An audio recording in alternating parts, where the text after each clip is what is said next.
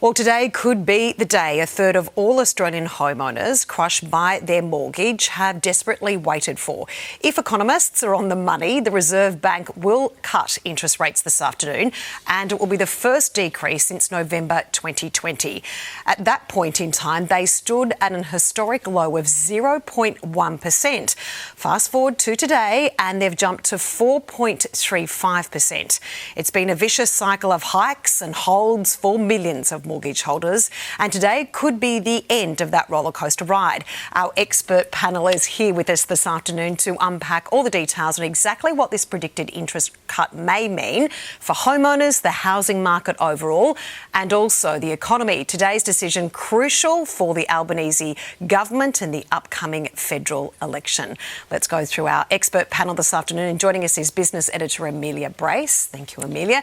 Matt Bowen from ING Bank. Thank you, Matt. Graham Cook, Head of Consumer Research at Finder, and political editor Mark Riley, plus Simon Cohen, buyer's agent and view.com.au brand ambassador. As I mentioned, thank you all for joining us this afternoon. Simon, to you, let's talk about the real estate market, the housing market. We know the pressure on mortgages is huge. What difference do you think this expected cut will make to the housing market at the moment? I don't think the one cut's going to make a huge difference. It's not going to increase people's borrowing power. It's not going to increase people's affordability, but what it will do is increase FOMO, and it'll make people feel like prices are going to increase because interest rates are dropping. So there's going to be that internal emotion of having to get into the market now, which could perhaps increase property prices across the board. That's the first thing I thought, because then it gets confidence. There's speculation there could be further cuts. Yep. And therefore, then that can put inflationary pressure on house prices.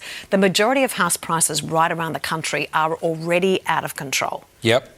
Well, so do you think that's then going to make it even more unaffordable for a whole generation of Australians? I mean, I'd put it this way. If I was looking to buy this year, I'd be buying now, not at the end of the year. Right. And I think, property for a lot of Australians is unaffordable. And so if prices go up, and we've seen increases of up to 50% over the last few years in some areas, if they keep going up, it's going to become even more unaffordable for a lot of Australians. So I think people are going to have to look for other avenues or other areas to buy in or to get into the property market so they can climb that ladder and afford to live in the cities they want to live in and afford to live in Australia, where property is so expensive. What about the rental market? Because we know there's a rental crisis across the country. How do you think this changing environment within the housing market will affect rentals? Because there's a whole generation that only can afford to rent. Yeah, and so I don't think much is going to change. I think we're going to still have this rental crisis. I think you're still going to see queues of people at open for inspections when things come on the market for rent. I think you're still going to see multiple applications coming in. I think you're going to still see people offering over the asking price